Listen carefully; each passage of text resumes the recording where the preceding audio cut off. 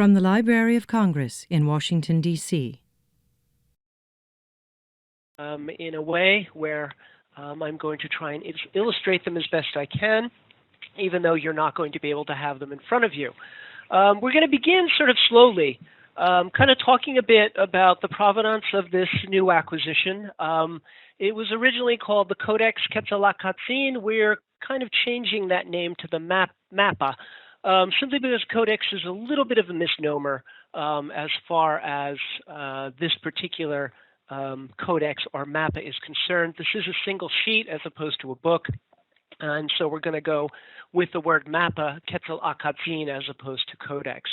The library acquired this Codex or Mapa just a few months ago from a private collector in France. And if you haven't seen it, you can pull up on the library's website the actual image of it while we're talking here and actually be able to magnify some of the sections.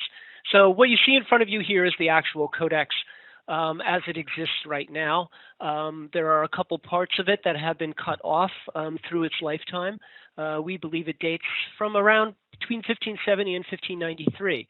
And so it is one of the rare surviving pre-1600 pictorial codexes or manuscripts that survive from Mexico and Central America. The provenance of the manuscript is really interesting. And a matter of fact, it's a really fascinating part of the manuscript's history. It was originally owned, we believe, by a man named Alfredo Cavero, and he was a Mexican poet, archaeologist, one of the first people to actually collect Mexican folk tales and some of the Nahua folk tales and Nahua poetry. He donated another codex that he owned, which is called the Cavero Codex Hueyatzingo, to the National Museum of Mexico in 1906. And we're not really sure exactly why this particular codex didn't also go to the National Museum of Mexico at that time, but instead it was purchased by a man named Wheatman Dixon Pearson, and he was the first Viscount of Caudray, and he was down in Mexico at the time working on the Tehuantepec Railroad. And when Cavero died in 1906, he actually purchased Cavero's entire collection and brought it back to England with him. At some point in the intervening years from 1906 to 1939, it was actually purchased and bought by William Randolph Hearst. William Randolph Hearst, of course, has a few other things here at the library that he owned before, which something like the Jefferson Bible, which is often used for inaugurations, was also owned by William Randolph Hearst. But in 1939, the object, the Mapa, was actually purchased by Charles Letton, and he was a collector, gallery owner in Paris, mostly dealt in African tribal art.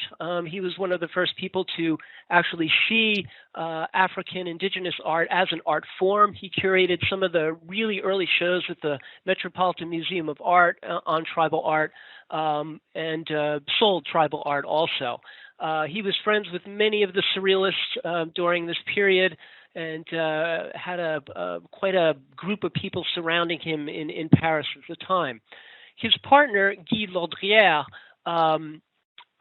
became a partner with Breton after the war, the Second World War, and upon Breton's death in 1986, the codex was given to Guy Laudrière, and it is from Monsieur Laudrière that we actually purchased the codex itself just a few months ago.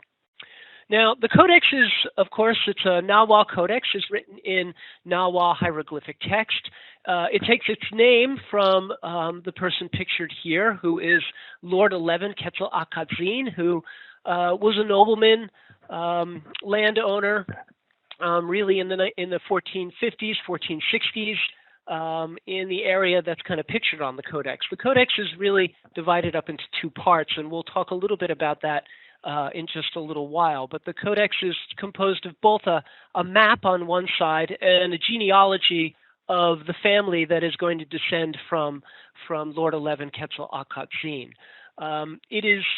There's two forms of text on the map and on the manuscript, and we'll talk a little bit more about this. You'll see it is composed of Nahua hieroglyphics, For instance, the Nahua glyph for water that we see prominently in the figure, and to the right, you see that is the actual glyph for water coming out of the mountain home of Lord 11 Quetzalecatzin, on the picture you see in front of you. Also on here, you will see that the Nahua has been transcribed into Roman script. And one of the great things about this particular codex is the script is very, very readable. A lot of the genealogical part has not been worked out at this point, and we'll talk a little bit more about that in just a bit. Now, the codex, as I said, is divided up into several parts, and the left-hand side of the mappa is a genealogy, and it's a genealogy of a particular family that is named the Don Leon family, and the De Leon family descends down from the Lord 11 Quetzalecatzin all the way down to the last member who dies in 1593. 1593 is actually written in Arabic numerals on the manuscript itself. The genealogy is composed of course, the images of the various members of the family who are named in both the Nahua hieroglyphic text and in the Roman transcription. And what we also see is the numerical calendrics associated with the years of their reign. One of the interesting things about the codex is it talks about the people who are here not as rulers, but as overseers of property, overseers of the rural farmers. So we're seeing a group of noble landlords here who are really making this document, at least it appears to us now, as sort of a quasi-legal document. Scholars who study manuscripts like this, like Elizabeth Boone Hill, for example, have talked about these manuscripts acquiring this sort of quasi-legal status in the late 16th century. Basically, it was a time when a lot of the noble rights and land privileges and titles were being called into question. So the manuscript kind of reasserts some of the powers of the noblemen during a period when they were very much at risk. We're going to concentrate our time this afternoon mostly on the mappa side as opposed to the genealogical side. The mappa side is really interesting because of a lot of the place names that we find on the map itself and on the manuscript itself. There's a lot of really interesting Nahua hieroglyphics. There's a lot of interesting phonetic complements, which I'll talk about in just a bit, and also just a lot of ethnobotanical information that the manuscript kind of puts forward. Now, when the library obtains a manuscript like this, it's not a single person. It's not just me as the curator of the collection who's involved. It requires a real team of people, and our conservators, people like Betsy Howd and Sylvia Albro, who specialize in manuscripts like this, and some of our science people, Fenella France and Mega Wilson, did a lot of work basically verifying that what we were looking at was actually the Mapa Quetzalecatzin from this date. And so I just wanted to mention that this is really a team effort, and it's not just a single person who's acquiring these at the library, and it's important for everyone to kind of realize that. We can zero in on some of the things. I said this was the genealogy of the De Leon family. You can see the name written there, the Dom de Leon, and the pictures of the various family members who are in fact named on the manuscript. Now, the map side is, as I said, probably at least from a graphic standpoint and from a linguistic standpoint, an extremely interesting manuscript. This is just a portion of some of the hills that we see, and these are actually portraying hills, and I'll show you why that is in just a moment. We can see here the Nahua glyph for that, and then these sort of schematic representations of hills and landscape. And the map side is both an ethnographic document. It's also an actual map, and we'll go into a little bit about what that looks like in just a couple of minutes. Now, when we start looking at some of the place names, the most common place names on the map basically form themselves like this. We can see here that we have the Nahua place name, which is written on the map, and basically we see this little image of a flower, and this flower is the Nahua word for the Plumeria rubra, which is a teeny little flower, but is a phonetic complement. Basically, it's allowing the person who's reading the map to actually pronounce the similarities in the two words. So a lot of the place names on this draw on ethnobotanical information in order to construct these phonetic complements along through the toponyms. Some are a little bit more explicit. This is one, for instance, where we have basically the translation is a hill filled with red agave. And the red agave plant, which I show here, basically the Nahua name kind of breaks down like this. And this is sort of the typical way that these kinds of things are going to be formed. So we really see the Nahua hill, and then we see this agave plant representing the word for the hill filled with red agave. There are several people who've worked on some of the glyphic breakdowns here and some of the linguistic breakdowns of the toponyms. Myself have been working on them at the same time as an independent scholar named Matthew McDevitt, who sent me some of his interpretations, some of which were much better than the ones I were working on. So I just want to give him credit for actually working through some of these at the same time I was. But it's fairly typical that we can see a Nahua word on the codex broken down like this. So we see tepet for hill, tla for red, met for the agave plant, yo is a suffix, and basically this entire word is the hill filled with red agave. Other place names are a little bit more difficult to figure out what they are. This one, for instance, is actually the Nahua word for a certain bromelid species of plant. I'm not really sure what the actual bromelid is at this point. I can only get it down to the generic name, and we'll talk about some of the sources that have kind of allowed me to look at what these names actually mean and what the actual plants that are being talked about on the map are. But these are all place names. These are all toponyms, which are reflecting a certain ethnobotanical or at least botanical naming of certain plants from which are very common in the region. We see on the codex also some very interesting glyphic work. For instance, here is the glyph for stone, and we also see it up here. There's a lot of this kind of thing that occurs on the map. Also, I just want to point out that this kind of thing, especially the stone and several other glyphs of this type, occur in other ethnobotanical manuscripts, other manuscripts which have an ethnobotanic import. This is the Cruz Badianus manuscript. It's an early Nahua manuscript which basically shows medicinal plants used throughout the region. And you'll see that some of the root systems, in fact, have stone glyphs in them. So these plants, these particular kinds of plants, grow in rocky soil. And so we're seeing the same kind of information being portrayed on the codex itself.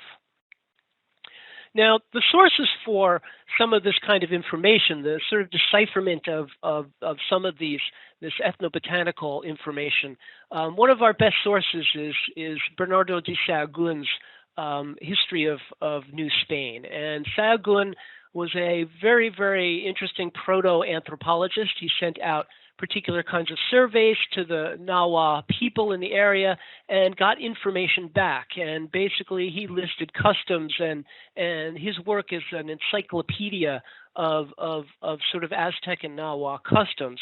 One of the most interesting parts of that is really the botanical manuscripts and the botanical names which he collected. Some of the names on the manuscript that we are talking about are identical with those found in Sahagún.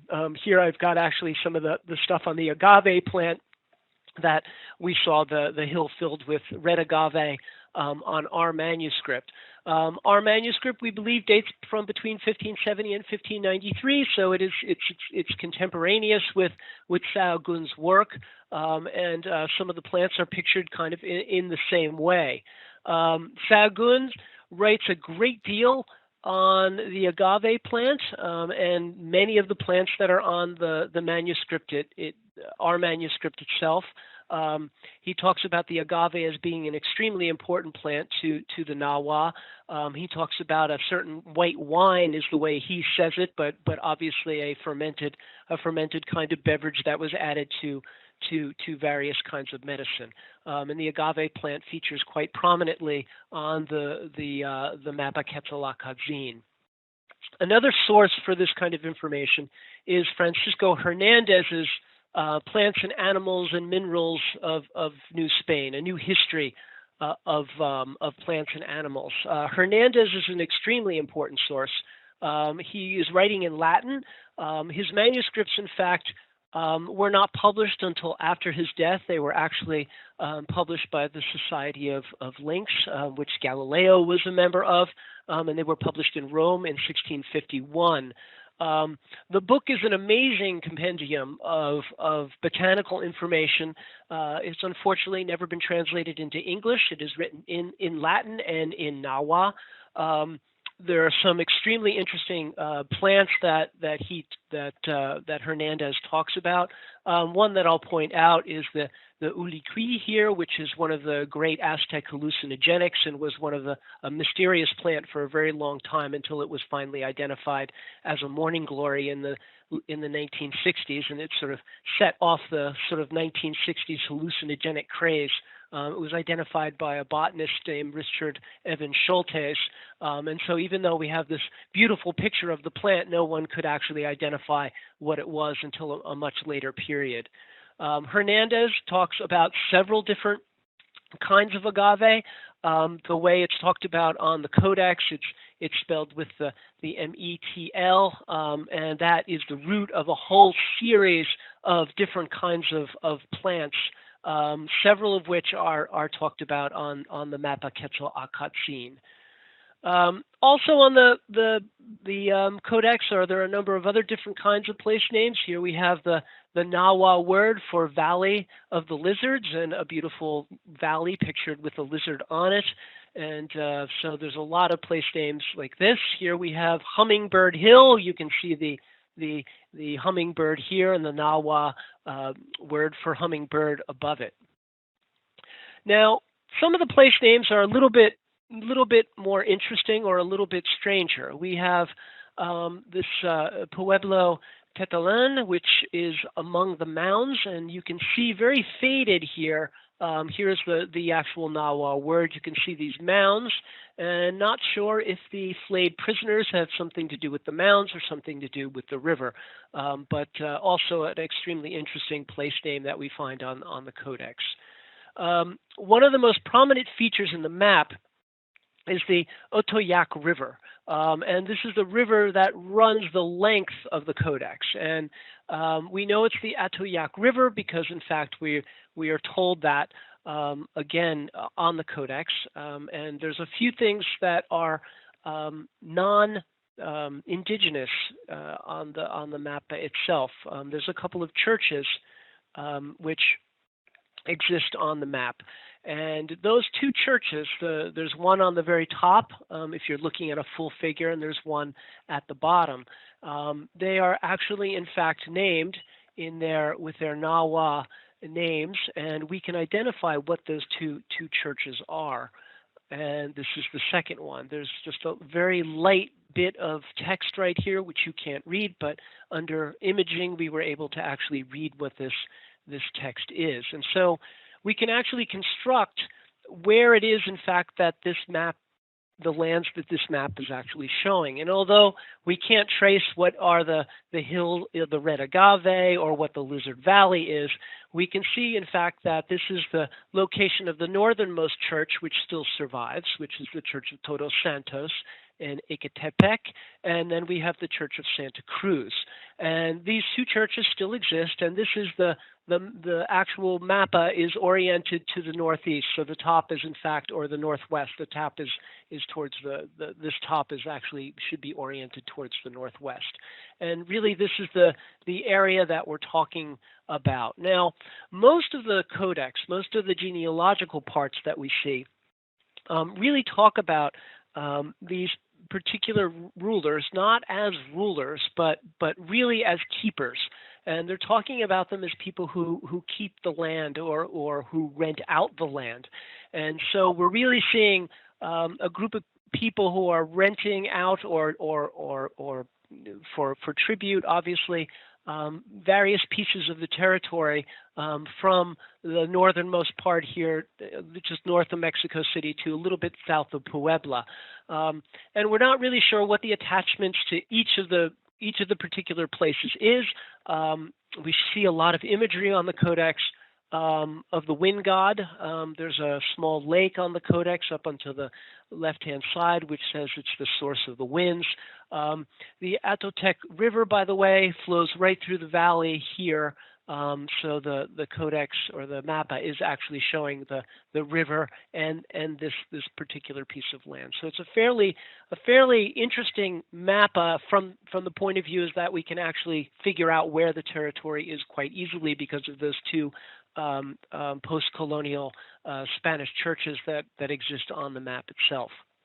Now, maps like this are interesting primary source documents, not only for what they show us about the Nahua culture, but also really about how the maps are in fact constructed. And what we have found on our particular codex here is that the pigments that are used, at least the red and the blue